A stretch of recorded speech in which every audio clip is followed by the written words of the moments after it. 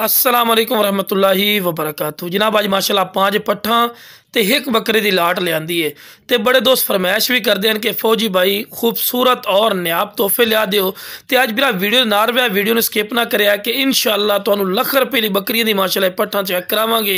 तो video start करने तो पहले जनाब मेरी छोटी जी गुजारिश है कि जेडे मेरे दोस्त इस चैनल पर नवे ने मेरे चैनल फौजी गोट फार्म नू सबसक्राइब कर लो और नाल ही बैल आइकन दबा दियो कि इस तरह की प्यारी तो प्यारी वीडियो आसानी बिरावां तक पहुँच सके। तो लख रुपये की बिरा बकरियां जी होंदियां ना, ये उन्हों दी पट्ठन पई उम्र बिरा इन्हां दी 7-7 महीने 8-8 महीने इन्हां दी उम्र है पई और चंगे हाइट कद वालियां और इंशाअल्लाह इन्हां दे पॉइंट भी तुहानू दसांगे भी की पॉइंट जिहड़ा नस्ली चीज़ दे हुंदे ने। और लोकेशन तो मैं तुहानू दस दी जनाब लुडन शहर डिस्ट्रिक्ट व्याड़ी लुडन मेन अड्डे ते UBL बैंक और PSO पंप के सामने इत्थे तुसीं आके भी जानवर लै सकते हो। तो लो बिरा उस तो बाद चारा भी खवा के विखा रहे हैं कि माशाअल्लाह माशाअल्लाह सेहतमंद चीज़ हैं और खूबसूरती और हुसन तुहाडी अखां दे सामने। तो लो बिरा माशाअल्लाह माशाअल्लाह पहले नंबर ते पट्ठ आ गए ने खूबसूरत और नायाब तोहफा है। बिल्कुल तोता फेस चंगी झालर और कन्ना दे लापर भी चेक कर सकते हैं, चंगे लंबे कन ते बिल्कुल खीरी पाठी ने उम्र बिरा दी 7 महीने ने और चंगे हाइट कद वाली है खूबसूरत चीज़ ने। तो यह होंदी है प्योर मदरसा नस्ल जेड़ा बिरा आखदा ना कि फौजी भाई A+ क्वालिटी चाहिए बिरा, इस तो वध नस्ल क्वालिटी नहीं होंदी।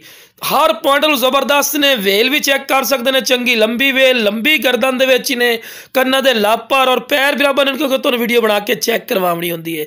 तो लो बिरा टोर फिर के विखा रहे हैं कि माशाअल्लाह माशाअल्लाह सेहतमंद ही ने, एक्टिव ही ने और डिमांड ही बिल्कुल जायज़ और मकूल हो सी। हाँ अगर ये नाल दी बिरा मंडी पता कर सो कम अज़ कम तुहानू यो जी 55-55 हज़ार 50-50 हज़ार मोल कर दे, लेकिन अपना रेट नहीं होना बिल्कुल मुनासिब हो सी।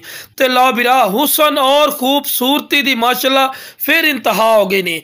है माशाल्लाह प्योर मक्खी चीनी माजन नस्ल और माशाल्लाह वेल चेक करो, चंगी लंबी वेल दोम वेखो बिल्कुल तीर वाली कर सीधी बिल्कुल बराबर दा थल्ला लंबी गर्दन और कन्ना दे लापर भी चेक कर सकते हैं, चंगे लंबे कन और चंगी झालर दे विच ए बिरा चीज़ है जी आज ले सो इंशाअल्लाह जाके अगे जाके 1.5 लाख दी बकरी बनती है बिरा। ए नस्ल होंदी जो बिरा आके ना फौजी भाई इंज नहीं है और बिरा तू आ जा साडे कोल आके तेनू रेट चेक करवाइए मंडी का विजिट कराइए, लेकिन बिरा से थोड़े शौक पूरा करने वास्ते चीज़ा जी हमने है क्योंकि नस्ली चीज़ा मैंने बड़े दोस्तों फरमाइश की कि फौजी भाई जी A+ क्वालिटी की ना सानू पट्ठा दो जी 7-7 8-8 महीने दी होवन, सिर्फ दोस्तों की फरमाइश वास्ते लियांदी है।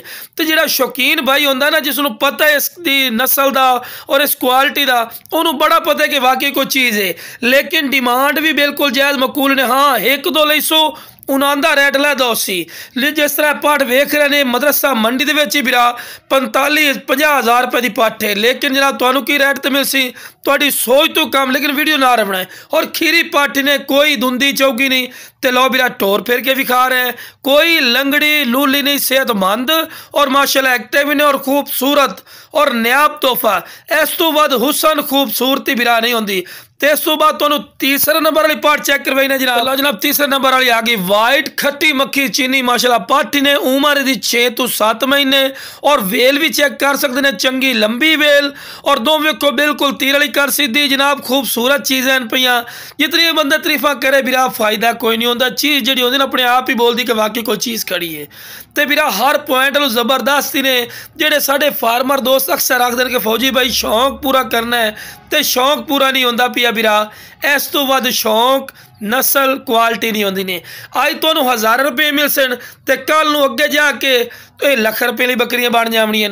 वेखो ना जी कोई ऐसा पॉइंट है जो तुहानू काम नज़र आ रही है। हाँ तुसीं साडे कोल आओ आके वेख के लै जाओ। अगर कार्गो की गल करो तो कार्गो की सहूलत आल पाकिस्तान माशाल्लाह मौजूद है पई। तो लो बिरा चौथे नंबर पर माशाल्लाह पट्ठ आ गए ने, यदी वेल भी चेक कर सकते, चंगी लंबी वेल और माशाल्लाह लंबी गर्दन दे विच ने कन्ना दे लापर दो हर पॉइंट लो भी जबरदस्त चीज़ है।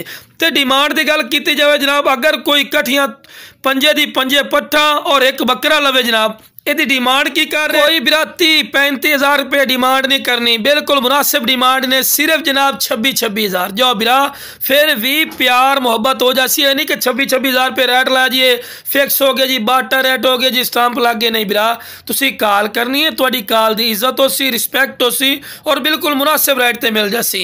तो यह जनाब माशाल्लाह पाठ आ गई ने 10 महीना की माशाल्लाह पाठी ने, माशाल्लाह कद काट ही वेखो और एक होर वेखो मक्खी चीनी मदरसा नस्ल दे विच जितने कि कलर पाए जाते हैं जनाब वो सारे दे सारे कलर लियाते। क्यों लियाते कि बड़े दोस्तों की फरमाइश आई, वो आंदे फौजी भाई फार्म बनावना है तो सानू A+ क्वालिटी का शौक चेक कराओ।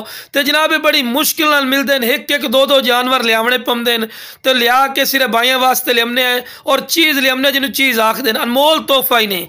तो लो बिरा आखिरी नंबर पर माशाल्लाह बकरा आ गए ने, उम्र 4 तो 5 महीने और बिल्कुल शाम होगी मैं वीडियो बना के चेक करवा भी है, नागरा कलर दे विच ने और फेस ब्यूटी चेक करो बिरा, बिल्कुल तोता फेस, चंगी झालर और वेल वगैरह दो हर पॉइंट जबरदस्त ने। उम्र 4 तो 5 महीने लेकिन लगता इस तरह जिम्मे 7 तो 8 महीने का, लेकिन जितनी की उम्र होनी बिरा उतनी की दसनी है। तो नस्ली चीज़ ने, शौकिया चीज़ ने, आज तो 1000 रुपये मिल रही है। वेखो कि कल यह चीज़ थोड़ी लाख रुपये की होनी बिरा। ये चीज़ें होंगे जो दिन कद भी हाइट कर दी पे बिरा, यह नस्ल होंगी है।